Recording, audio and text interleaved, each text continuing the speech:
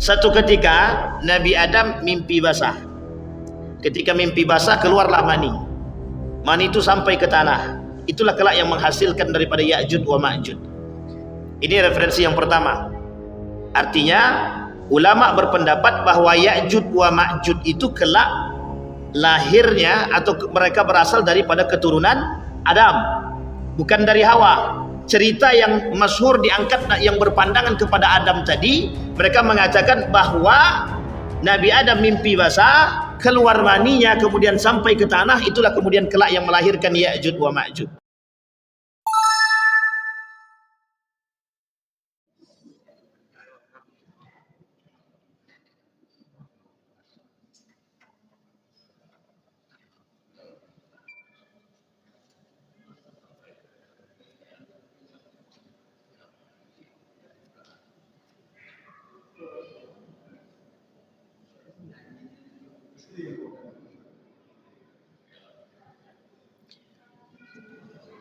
A'udzu billahi minasyaitonir rajim. Bismillahirrahmanirrahim. Assalamualaikum warahmatullahi wabarakatuh.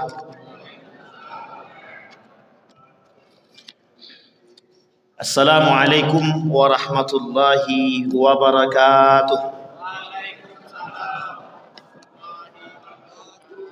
Alhamdulillahi Rabbil Alamin. Alhamdulillahilladzi arsala rasulahu bil huda wa dinil haq liyudhhirahu 'alad dini kullih wa kafa billahi shahida.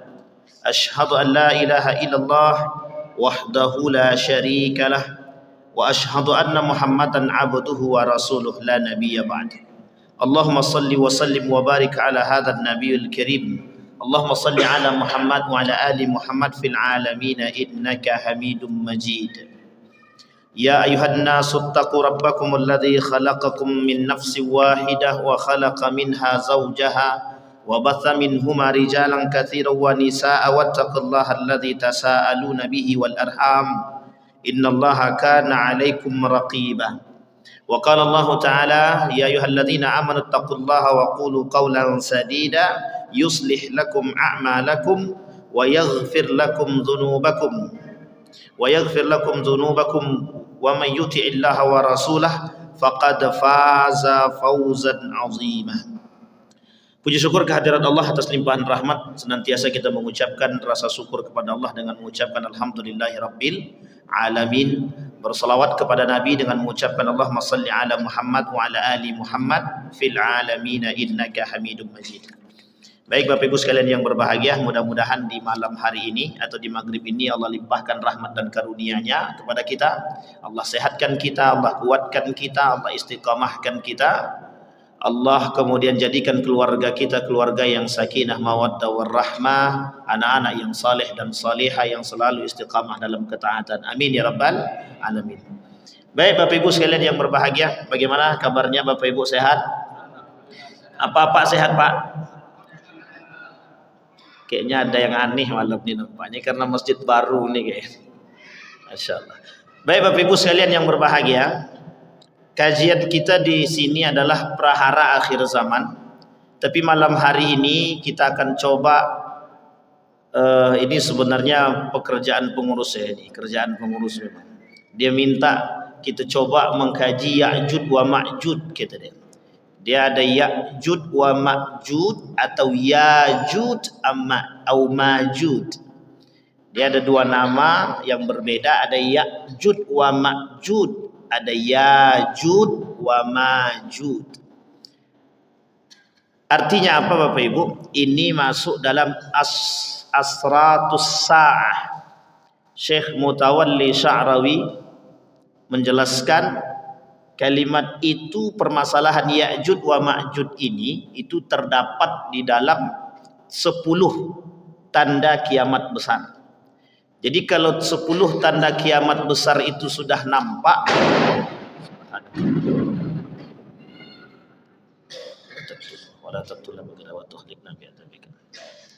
baik, alhamdulillah. Itu apa tuh Bapak Ibu? Jadi belum Ya'jud wa Ma'jud belum turun berarti. Kembali masalah tadi Bapak Ibu, 10 tanda kata Nabi, tidak akan terjadi hari kiamat sampai engkau akan melihat 10 tanda kiamat besar. Syekh Hasim Al-As'ari, Mbah Hasim dalam kitabnya Risalah Ahlus Sunnah wal Jamaah juga menjelaskan demikian, munculnya 10 tanda kiamat besar. Bapak Ibu sekalian yang berbahagia, kalau kita berbicara tentang hari kiamat, itu mesti tidak akan datang hari kiamat itu sampai fitnah-fitnah itu terjadi. La taqumus sa'ah hatta zuhurul fitan, tidak akan terjadi hari kiamat itu sampai fitan-fitan itu terjadi, fitnah-fitnah itu terjadi. Jadi Ya'jud, dukhan, dabbah atau hewan melata itu tidak akan muncul. Isa tidak akan turun sampai fitnah-fitnah itu ada dulu. Apa fitnah-fitnah yang muncul itu banyak. Dalam hadis Nabi itu ada sekitar 200-an lebih. Ada yang dhaif, ada yang hasan, ada yang sahih. Hari ini Bapak Ibu mulai nampak orang-orang berbicara tentang prahara akhir zaman. Ada yang bilang itu kajian fenomena. Ada yang bilang kajian fitnah akhir zaman. Ada yang bilang tanda kecil. Ada yang pokoknya banyak yang bilang lah. Dengan berbagai macam model kajian-kajian tersebut untuk menunjukkan kepada umat manusia bahwa hari ini kita sedang berada pada posisi yang agak sedikit mendekati kepada akhir zaman. Bahkan ada yang mengatakan kita ini sudah di akhir zaman gitu deh. Terlepas daripada pemahaman yang mengatakan kita di akhir zaman atau bukan, kita di akhir zaman atau mendekati akhir zaman, ulama berpendapat sebagian besar kita mendekati akhir zaman karena setiap fitnah itu nampak. Karena dalam tulisan baginda Nabi Muhammad, dalam hadis Nabi Muhammad SAW kata, tak akan terjadi hari kiamat sampai muncul sab'ina kadzab, sampai muncul 70 pala pendusta. Sekarang pendusta itu tidak 70 lagi dah, lah lebih dari 70, isinya pendusta semua. Berarti tanda kiamat sudah dekatkah? Kalau merujuk kepada tanda-tanda tadi, ini bukan cocokologi. Tapi kalau merujuk kepada tanda-tanda tersebut, bisa jadi kita berada di akhir zaman. Tapi kalau melihat masih banyak yang sholat, berarti masih bisa jadi baru mendekati akhir zaman. Kenapa? Karena sebenarnya tanda yang paling nampak datangnya akhir zaman itu dengan meninggalnya baginda Nabi Muhammad SAW. Itu tidak bisa dibantah. Jadi kenapa kita katakan tidak bisa dibantah? Dengan lahirnya dan wafatnya baginda Nabi Muhammad SAW itu sudah menjadi tanda akhir zaman. Artinya apa? Bukan dekat lagi, sangat dekat dengan akhir zaman. Maka Bapak Ibu, kita sudah bahas itu di masjid ini, sudah panjang prahara itu, sudah lebih daripada setengah buku tebal itu. Maka malam hari ini diminta untuk spesial Ya'jud wa Ma'jud, karena sebelumnya kata dia sudah membahas tentang Dajjal. Sebenarnya enaknya bahas Dajjal itu, biar tahu betul macam muka-muka Dajjal itu kan. Tapi nanti lain cerita. Kalau disebut manusia itu Dajjal, lain cerita pula. Bapak Ibu sekalian yang berbahagia, kata Nabi, akan datang satu masa, kata Nabi, Dajjaluna sayati 'alan nasi dajjaluna kadzabun, kata Nabi.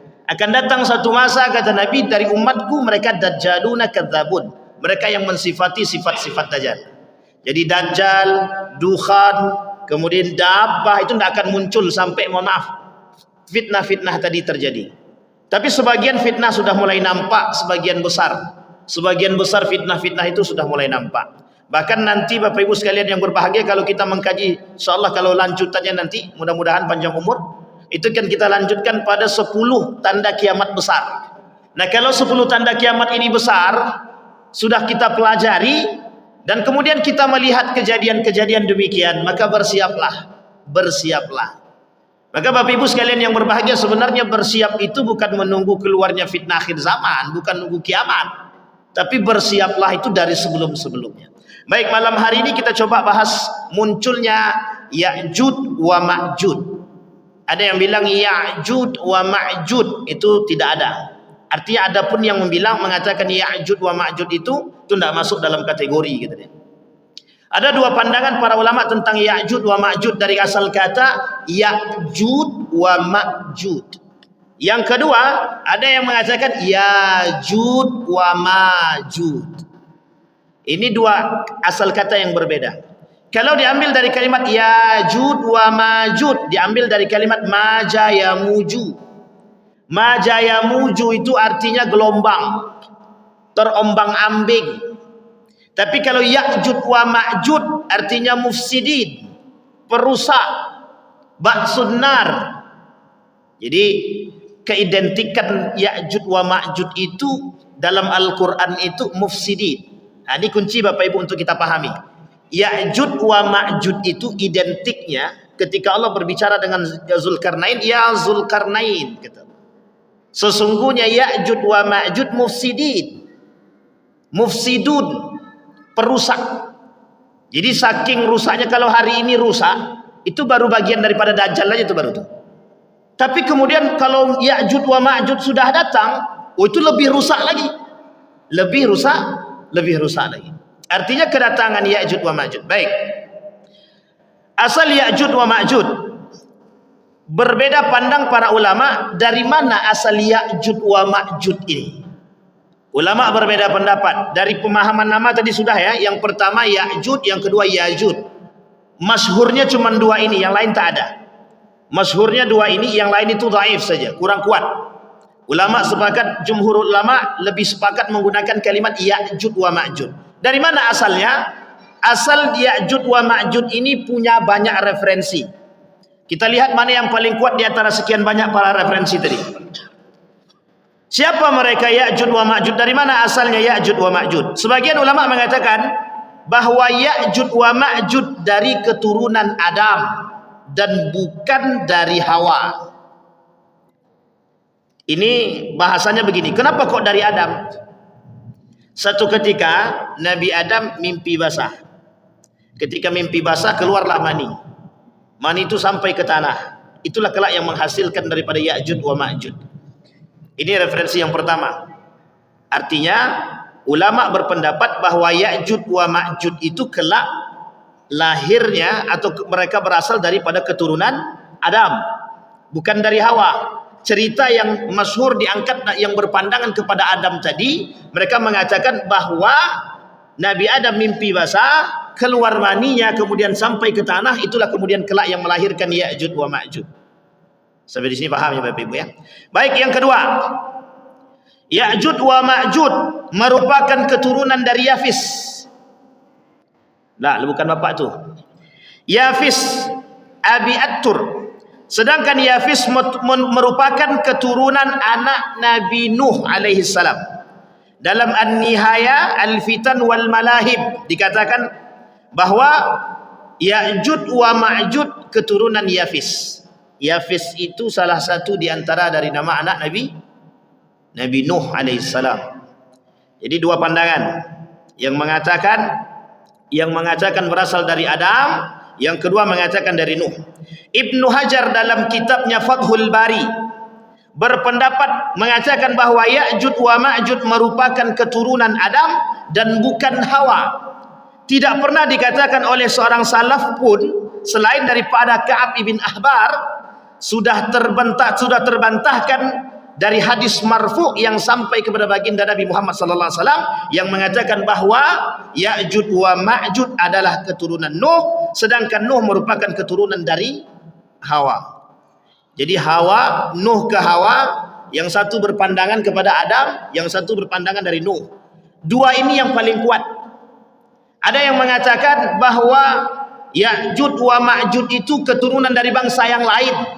Itu terbantahkan daripada pendapat para ulama, termasuk Ibnu Hajar Al-Asqalani. Apa maksudnya? Ulama berbeda pendapat, tapi kuatnya pada dua hal. Satu yang mengatakan pada Nabi Adam, yang satu mengatakan kepada Nuh, dan Nuh ini sampainya kepada jalurnya Hawa. Nabi Adam kan tidak mungkin melahirkan. Yang melahirkan mesti Hawa. Hawa kemudian punya keturunan, dia sama lah, artinya keturunan Hawa dan Adam dan lain sebagainya. Sampai di sini paham Bapak Ibu? Baik. Hadis di atas menunjukkan bahwa Ya'jud wa Ma'jud adalah keturunan Adam, jumlahnya banyak sekali. Jadi begini, dalam riwayat itu mengatakan begini. 1000 manusia, satunya bukan Ya'juj, 999 itu Ya'juj wa Ma'juj. Oh, ini berat. Cara membahasakannya begini. Jumlah manusia 1000, dalam hadisnya mengatakan begini. Jumlah manusia itu 1000, satu di antara 1000 itu bukan Ya'juj wa Ma'juj, tapi 999 itu Ya'juj wa Ma'juj gitu. Nah, ini hadisnya sahih. Artinya apa? Banyak sekali manusia yang perusak itu. Berarti kalau manusia perusak itu Ya'juj wa Ma'juj, Ustaz. Ya belum tentu juga. Tidak mungkin pula mereka kita katakan. Nanti ada ciri-cirinya Bapak Ibu. Ada ciri-ciri Ya'juj wa Ma'juj itu. Sehingga ini menjadi persoalan para ulama. Ada yang mengatakan apa salah satu ciri Ya'juj wa Ma'juj itu, kata para ulama, ciri dari Ya'juj wa Ma'juj itu matanya sipit. Dan ini ternyata dibentangkan oleh para ulama. Bahkan ada yang menulis, betulkah ciri daripada Ya'juj wa Ma'juj itu mata sipit? Atau kemudian koma. Ada yang mengatakan ini lebih sensitif lagi. Itu mengatakan apakah Ya'juj wa Ma'juj itu berasal dari Cina? Ya, karena mata sipit itu tadi. Dan itu ditulis. Dan ulama membahas. Bukan hanya ulama sekarang yang membahas, tapi ulama dahulu sudah membahas kalimat tersebut. Baik. Sampai di sini paham ya Bapak Ibu ya? Ini masalah Ya'juj wa Ma'juj. Kemudian ciri-ciri Ya'juj wa Ma'juj. Ada dua pendapat tadi ya Bapak Ibu ya tentang asalnya. Dan ini tidak perlu diperdebatkan, tinggal kita yakin yang mana. Kalau Bapak Ibu berpandangan kepada salaf, mereka berpandangan Ya'juj wa Ma'juj dari Adam alaihissalam. Tapi kalau Bapak Ibu berpandangan pada pandangan yang lain, mereka mengatakan dari Nuh. Cuman dua ini yang terkuat, yang lain tidak. Sampai dikatakan bahwa ketika permasalahan Ya'juj wa Ma'juj, ketika Syekh Mutawalli Sya'rawi ditanya tentang Ya'juj wa Ma'juj, tidak ada yang dijawab oleh Syekh Sya'rawi kecuali dia mengatakan dari Nabi Adam. Syekh Al-Utsaimin misalkan, ini Syekh Utsaimin, jangan tersinggung ya. Syekh Utsaimin ketika ditanya tentang dari mana asalnya Ya'juj wa Ma'juj, dia menjawab dari Nabi Adam alaihissalam. Syekh Ramadan Al-Buti ketika ditanya sama jawabannya. Syekh Yusuf Al-Qardawi jawab sama.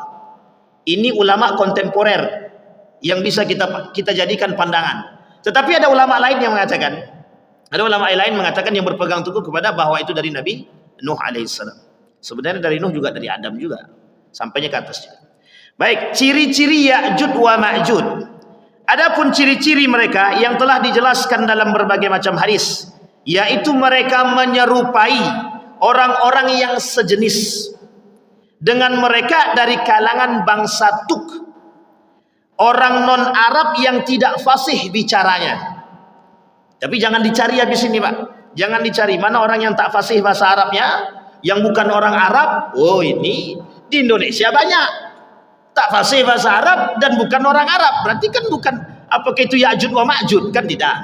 Nanti banyak tersinggung kalau kita katakan orang Indonesia Ya'juj wa Ma'juj kan. Baik, non Arab yang tidak fasih berbicaranya, dan bangsa Mongol. Nanti kaitannya ada dengan kerajaan Mongol. Dan bangsa Mongol, matanya sipit, berhidung pesek, berambut pirang, pokoknya jangan tengok kiri kanan, berdahi lebar, wajah-wajah mereka seperti tameng yang dilapisi kulit, bentuk tubuh dan warna kulit mereka mirip bangsa Tuk. Kita merujuk kepada kerajaan Mongol Bapak Ibu. Ketika, kalau saya tak salah itu, Daulah Abbasiyah itu diruntuhkan oleh kerajaan Mongol. Jadi Daulah Abbasiyah itu ini sejarah yang menyakitkan, yang pernah saya baca, yang paling menyakitkan dalam sejarah, aspek sejarah dinasti kekuasaan itu pada masa dinasti Abbasiyah. Itu tidak meninggalkan sedikit pun peninggalan yang berharga bagi kita. Jadi Bapak Ibu, saya ingin sampaikan dulu karakter orang Mongol. Tidak ada manusia yang paling bengis dan yang paling sadis di muka bumi ini selain daripada bangsa Mongol. Itu kalau mereka membunuh, itu tidak pandang bulu. Jadi membunuh itu sudah seperti makanan harian. Bapak Ibu lihat, seperti kalau ada binatang buas membunuh musuh dia, itu mereka tidak mikir. Sama Pak. Ketika Daulah Abbasiyah itu dihancurkan oleh kerajaan Mongol, itu kenapa bisa dikalahkan? Penyebab kekalahan Daulah Abbasiyah itu sederhana. Karena ketika itu Daulah Abbasiyah itu, sekeliling Daulah Abbasiyah dalam masa keemasan Daulah Abbasiyah itu bermunculan kerajaan-kerajaan kecil Islam. Salah satunya dari Turki. Dari Turki itu membangun satu kesultanan kecil, kerajaan kecil. Singkat cerita, terbangunlah kerajaan-kerajaan kecil, Daulah Abbasiyah ini menjadi lemah. Apa yang terjadi? Ada sebagian di antara mereka yang bekerja sama, mohon maaf, ada sebagian yang bekerja sama dengan Mongol, kerajaan Mongol, untuk mencarikan keamanan. Sehingga di sini posisinya tepat. Ada kelemahan yang terbangun dalam Daulah Abbasiyah dan ada kelengahan umat muslim ketika itu dalam persatuan. Yang dimaksud adalah terjadinya perpecahan besar-besaran di antara kalangan umat muslim dengan timbulnya kerajaan-kerajaan Islam kecil di sekeliling Abbasiyah. Singkat cerita Bapak Ibu, diambillah Mongol ini itu perbatasan antara Cina dengan mana Bapak Ibu? Belum ada yang tahu? Belum pernah cerita kerajaan Mongol belum ya? Waduh, ini agak apa sedikit. Jadi Mongol itu Bapak Ibu, tahu tembok Cina? Tahu ya Bapak Ibu tembok Cina? Sebagian ulama mengatakan dalam pandangan itu perbatasan tembok Cina itu perbatasan antara Mongol. Di situ perbatasannya Bapak Ibu. Dan di situ makhluknya, bukan makhluk sih, mohon maaf, manusianya itu manusia yang dikenal paling sadis. Bapak Ibu kalau datang ke Cina coba tanyakan, bagaimana menurut mereka pandangan orang Mongol itu? Orang akan mengatakan itu orang paling sadis gitu. Karena waktu pembunuhan Daulah Abbasiyah, ketika mereka merebut kekuasaan Abbasiyah itu, semua dibunuh tanpa ada sisa sedikit pun. Siapapun di antara mereka, mau anak kecil, mau orang besar, semua dibunuh. Mau kakek-kakek dibunuh. Habis. Cara pembunuhannya sadis. Bukan hanya potong kepala, semua dilakukan. Apa yang bisa kita bayangkan? Dibelah dadanya, dipotong kakinya, dicincang, apa namanya itu? Kalau dipotong tangan, potong kaki, semua itu apa namanya? Mutilasi. Bahkan yang paling parah lagi, mereka tidak mau ada ketinggalan sedikit pun peninggalan Islam bagi mereka. Mereka hancurkan itu peninggalan Abbasiyah yang terbaik gitu Pak. Perpustakaan. Habis sehabis-habisnya. Tidak selembar kertas pun yang tertinggal. Ini perlu kita pahami dulu tentang Mongol ini Pak. Mongol itu sadis. Jadi yang ingin kita bayangkan adalah ketika memang Ya'juj wa Ma'juj ini diambil sebagai keturunan, dianggap sebagai keturunan atau berada di tempat Mongol, maka bisa kita bayangkan kesadisannya. Makanya Al-Quran mengatakan bangsa Ya'juj wa Ma'juj ini mufsidun, gitu deh. Mufsidun. Ulama mentafsirkan. Apa kata ulama dalam tafsir tersebut? Kata Wahbah Zuhaili dalam tafsirnya, Ya'juj wa Ma'juj itu kalimatnya mufsidun. Mufsidun itu artinya apa? Perusak. Jadi karakter dia perusak. Tapi kita tak boleh menyematkan itu kepada manusia. Meskipun, mohon maaf, meskipun dikatakan dalam hadis yang lain itu 1000 jumlah manusia, satu manusia yang bukan Ma'juj 999 itu Ma'juj, Ya'juj wa Ma'juj. Artinya ini bahasa kiasan Bapak Ibu. Apa maksud kiasan itu? Jumlah Ya'juj wa Ma'juj itu banyak, bukan sedikit. Artinya apa?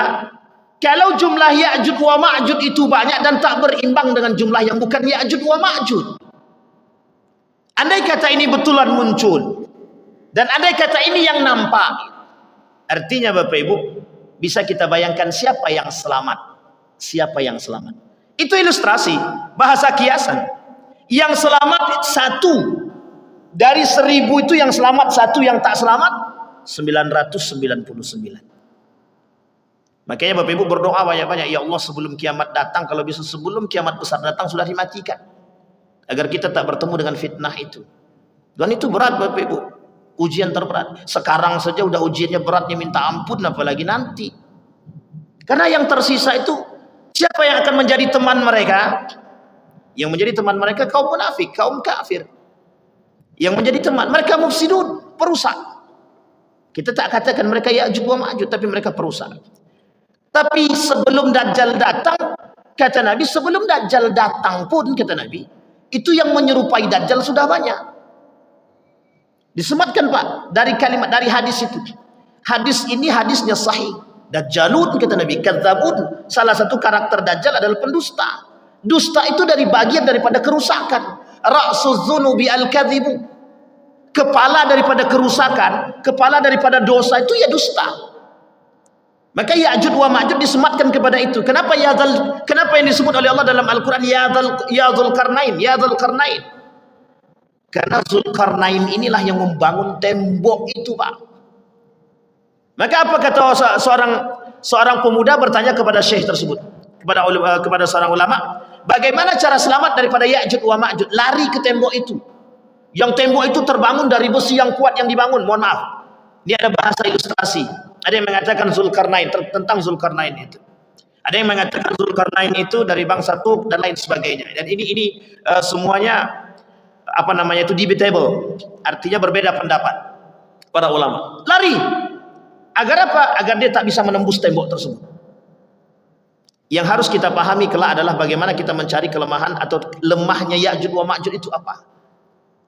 Karena belum ada ulama yang mengatakan di mana letak kelemahan Ya'juj wa Ma'juj. Bayangkan posisi ketika itu manusia. Posisi manusia ketika itu mencari keselamatan itu seperti mencari jarum dalam air. Saking sulitnya. Kalau dari sini nak ke Cina berapa lama kita? Dari sini ke Cina berapa lama? Andai kata tembok itu ada di Cina, maka kita perlu berapa waktu untuk menembus itu? Kalau pesawat waktu itu tak ada, tak mungkin jalan kaki. Artinya apa, Bapak Ibu? Ini sebuah ilustrasi. Sekarang pertanyaan kita adalah, dengan nampaknya fitnah-fitnah akhir zaman, dan mulai nampaknya permasalahan-permasalahan tanda kiamat besar itu, kita umat muslim ini mau ngapain? Mau ngapain? Ada para ulama mengatakan begini, saya petik dari pemahaman Syekh Abdul Wahab. Kata Syekh Abdul Wahab itu, ketika umat muslim, orang beriman melihat kejadian dan fenomena akhir zaman ataupun kiamat, gitu deh, apa yang dilakukan oleh seorang yang beriman? Mata kita ini belum terbuka. Sadar tapi tak sadar. Itu sulit menerjemahkan kalimat itu. Sadar tapi tak sadar. Kita tahu, Pak, kondisi itu kita tahu. Tapi kita masih berada pada posisi itu. Sama halnya Bapak Ibu kelak ketika bertemu dengan ketika terjadi kiamat besar itu. Sadar tapi tak sadar. Kita sadar bahwa Dajjal itu ada. Tapi kita tak tahu apa yang nak kita buat. Bahkan kita mohon maaf asing dengan Dajjal itu sendiri. Kita tahu Dajjal itu, tapi kita asing dengan Dajjal itu. Dan kita tidak mempersiapkan diri. Maka kata para ulama, orang yang bertemu dengan, kata Nabi, orang yang bertemu dengan hari kiamat itu seburuk-buruknya kaum, kata Nabi. Wa aswa'ul kaum, seburuk-buruknya kaum yang bertemu dengan dengan hari kiamat. Makanya insyaallah mudah-mudahan Bapak-bapak, Ibu-ibu semua yang ada di sini insyaallah tidak ketemu dengan hari kiamat. Mau ketemu apa tidak? Ada syaratnya, Pak. Kalau tak mau ketemu mati kan? Sudah siap mati Bapak Ibu? Tidak ada yang jawab. Siap tak siap? Maka jawabannya cuma satu, Pak Bu. Siap tak siap harus siap. Itu pasti mati. Siap tak siap harus siap. Maka tidak ada jawaban pilihan sebenarnya. Harus siap mati. Masalahnya mati apa sekarang? Husnul khatimah atau su'ul khatimah? Itu yang menjadi masalah kita. Baik. Sesungguhnya kalian berkata tidak ada musuh, sementara kalian senantiasa memerangi musuh, hingga datang Ya'juj wa Ma'juj, bermuka lebar, kata Nabi, bermata sipit, berambut pirang. Mereka datang dari setiap arah. Wajah-wajah mereka seperti tameng yang dilapisi kulit.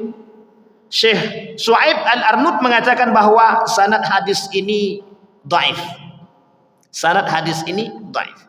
Kemudian diperkuat oleh para ulama yang lain mengatakan salah satu ciri yang nampak daripada Ya'juj wa Ma'juj itu, dia tak banyak, sebagian saja. Sebagian daripada yang tadi disampaikan, bermuka lebar, bermata sipit, berambut pirang, katanya. Tapi mereka mufsidun, tapi mereka perusak. Itu sifat daripada atau ciri-ciri daripada Ya'juj wa Ma'juj. Sekarang adakah dalil Al-Quran yang berbicara tentang Ya'juj wa Ma'juj? Kita sampaikan. Dalam surat apa? Al-Anbiya. Dalam surat Al-Anbiya ayat 96-97. Dalam surat Al-Kahfi. Dalam surat apa lagi Bapak Ibu? Banyak sekali yang berbicara tentang, ada beberapa surat yang berbicara tentang Ya'juj wa Ma'juj. Kita ambil salah satu Bapak Ibu. Kita ambil surat Al-Anbiya 96-97. Hingga apabila dibuka tembok Ya'jud dan Ma'jud, dan mereka turun dengan cepat dari seluruh tempat yang tinggi, dan telah dekatlah kedatangan janji yang benar, hari kebangkitan. Maka tiba-tiba terbelalaklah mata orang-orang kafir, berkata, aduhai celakalah kami, sesungguhnya kami adalah dalam kelalaian tentang ini, bahkan kami adalah orang-orang yang zalim. Ini pengakuan orang kafir. Kata orang kafir, zalim kami, lebih zalim lagi Ya'jud wa Ma'jud itu. Bahaya kami, lebih bahaya lagi Ya'jud wa Ma'jud. Orang kafir saja takut dengan Ya'jud wa Ma'jud. Orang kafir takut. Kenapa dia takut? Karena kebrutalan daripada Ya'jud wa Ma'jud. Sebagian ulama mengatakan tapi tidak terlalu kuat. Kata para ulama, kalaulah benar Ya'jud wa Ma'jud ini berada di bangsa Mongol, maka sifat kebiasaan, kebengisan daripada bangsa Mongol itu tertular pada Ya'jud wa Ma'jud. Itu berat, Pak. Kita na'udzubillahi min dzalik, semoga tidak ketemu. Itu dalam surat Al-Anbiya. Maka dikatakan hingga apabila dibukakan tembok, kata dia. Jadi tembok itu ketika berbicara tentang Zulkarnain itu dia membuat. Apa tujuannya dibuat itu? Agar orang-orang itu tidak keluar dari tembok itu.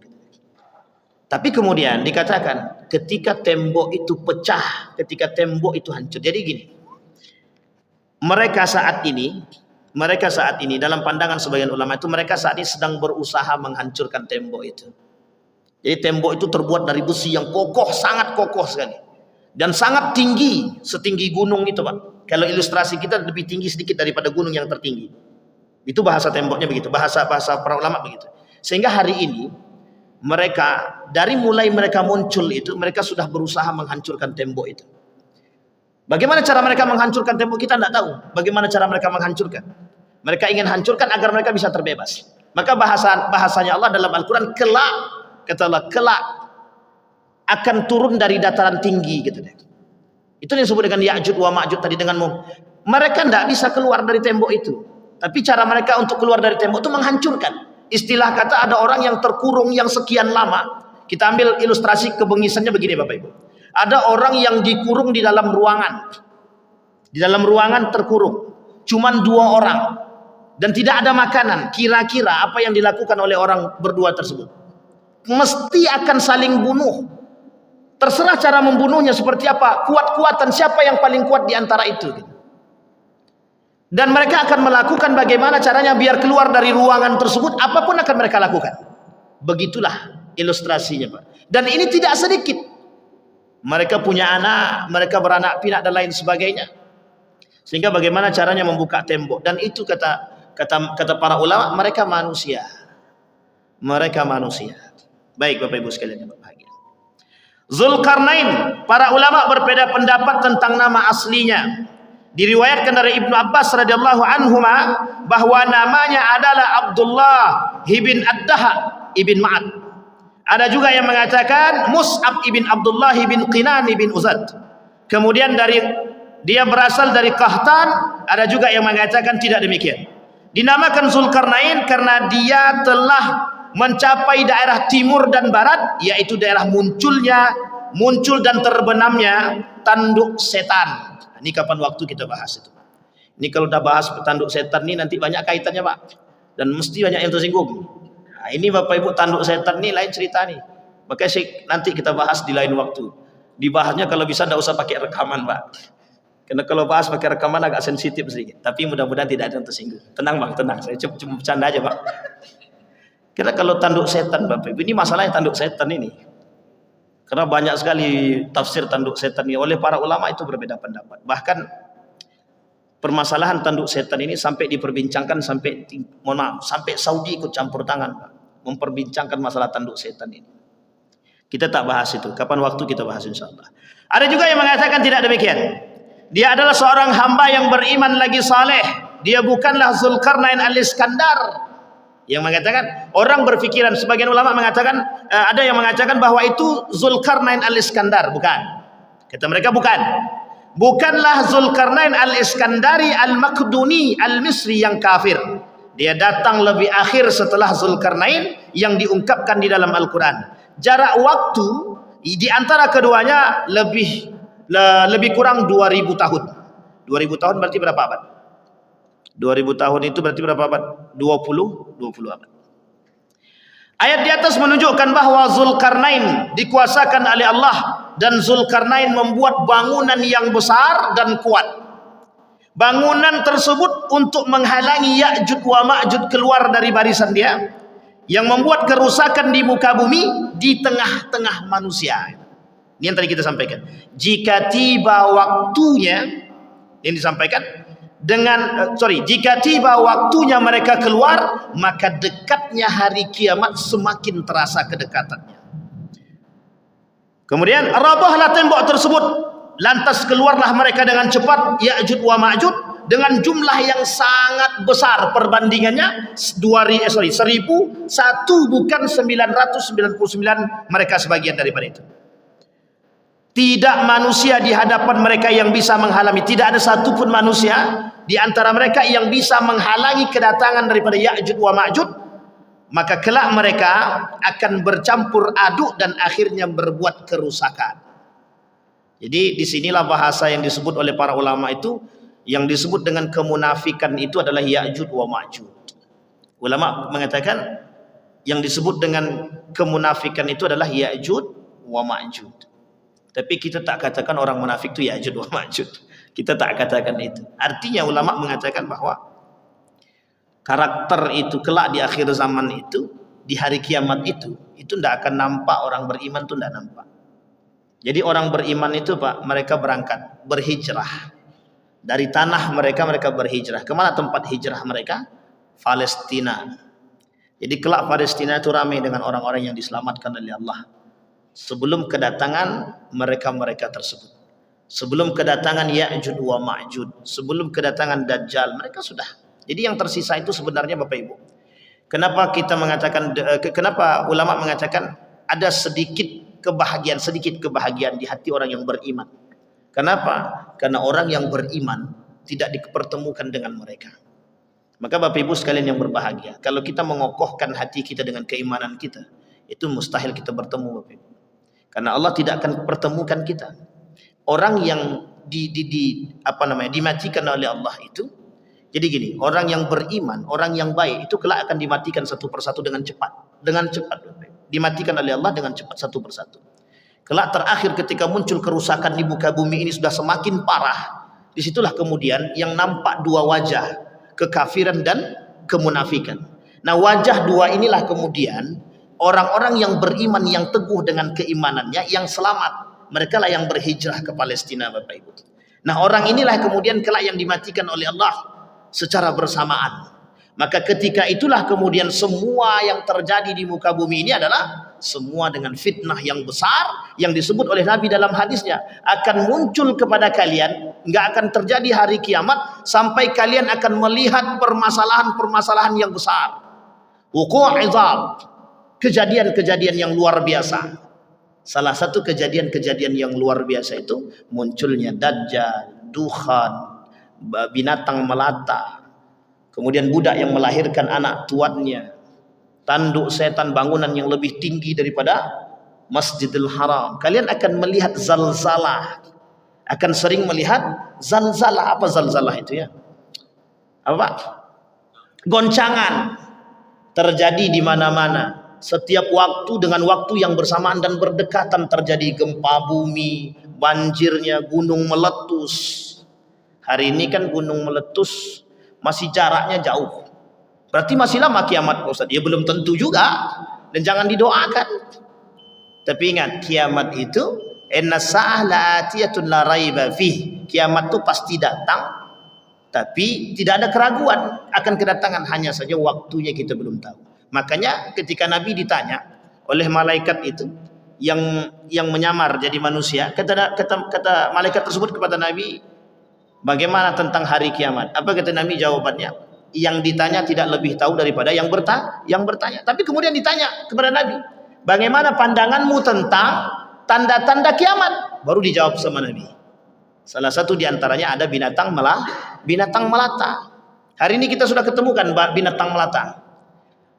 Manusia yang berupa binatang banyak Ustaz. Manusia yang berupa binatang itu banyak. Itu kan melata juga. Sampai ini di sini paham Bapak Ibu. Jangan dipahami terlalu serius betul. Karena banyak hari ini manusia yang bersifat seperti binatang. Itu yang kemudian menjadi persoalan kita. Para ulama mengatakan, tidak akan terjadi hari kiamat itu, kata para ulama itu, sampai manusia-manusia itu menyerupai sifatnya seperti binatang. Bahkan dalam riwayat yang lain kata para ulama, tidak akan terjadi, kata Nabi, tidak akan terjadi hari kiamat sampai kalian akan melihat laki-laki dan perempuan berzina layaknya seperti binatang. Artinya apa? Itukah yang disebut dengan binatang melata? Belum tentu juga. Ulama berbeda pendapat. Ada yang mengatakan binatang yang berbicara melata tapi dia berbicara. Dan Bapak Ibu sekalian yang berbahagia, artinya apa? Kedekatan dengan hari kiamat itu semakin terasa. Yang harus kita persiapkan adalah, kalau permasalahan Dajjal itu sudah Allah sebutkan. Kalau permasalahan Dukhan itu juga sudah disebutkan. Bagaimana cara selamatnya, apa yang harus dilakukan, ada Pak. Tapi kalau Ya'jud wa Ma'jud, cara selamat yang cara yang mudah, cara yang tepat untuk mencari keselamatan daripada Ya'jud wa Ma'jud, selain daripada lari dan mencari tempat yang lebih kokoh Pak. Kalau kita bersembunyi dalam rumah mereka bisa hancurkan. Itu yang terjadi Pak. Sehingga kata para ulama, yang selamat itu adalah yang betul-betul di bawah naungan Allah. Kalau tidak akan selamat. Tidak akan selamat, kata para ulama. Salah satu jawaban daripada seorang ulama itu, kata guru saya begini, dalam pandangan para ulama, yang selamat daripada Ya'jud wa Ma'jud itu hampir dikatakan tidak ada yang selamat. Hampir dikatakan tidak ada yang selamat. Saking sedikitnya orang-orang yang bisa selamat. Na'udzubillah, tsumma na'udzubillah. Bapak Ibu sekalian yang berbahagia, sekarang pertanyaannya, sekarang masuk pada poinnya. Apakah Ya'jud wa Ma'jud itu adalah bangsa Cina? Nah, ini kemudian kenapa kita bahas ini Bapak Ibu? Karena ada pertanyaan. Ada yang menjawab. Salah satu yang menjawabnya adalah seorang ulama dari Makkah mengatakan, mereka bertanya, Syekh, apakah ketika melihat daripada hadis Nabi, kata dia, mata dia sipit salah satu cirinya, apakah itu berasal dari bangsa Cina? Kata beliau, Syekh Abdurrahman As-Sa'di rahimahullah adalah guru kami, dan banyak orang yang menukil terkait apa yang dinisbatkan sebagai pendapat beliau, bahwasanya Ya'jud wa Ma'jud adalah bangsa Cina, yaitu bangsa yang ada di balik pegunungan Kaukasus. Ada pegunungan Kaukasus di Cina itu. Nah, ini kalau kita teruskan waktunya mesti Bapak belakang itu protes ya kan sama kita. Insyaallah Bapak Ibu, kita lanjutkan di pertemuan yang akan datang. Ini tergantung sedikit kan, biar digantung biar enak sedikit kotak. Karena memang waktunya sudah azan Pak. Jadi ini sudah mau habis. Insyaallah lain waktu kita sambung, dan ini kita sampaikan akhir insyaallah kelak, apakah mereka berasal dari bangsa Cina atau tidak. Mudah-mudahan ada manfaatnya bagi kita. Fa'tabiru ya lil absar la'allakum tuflihun. Assalamualaikum warahmatullahi wabarakatuh.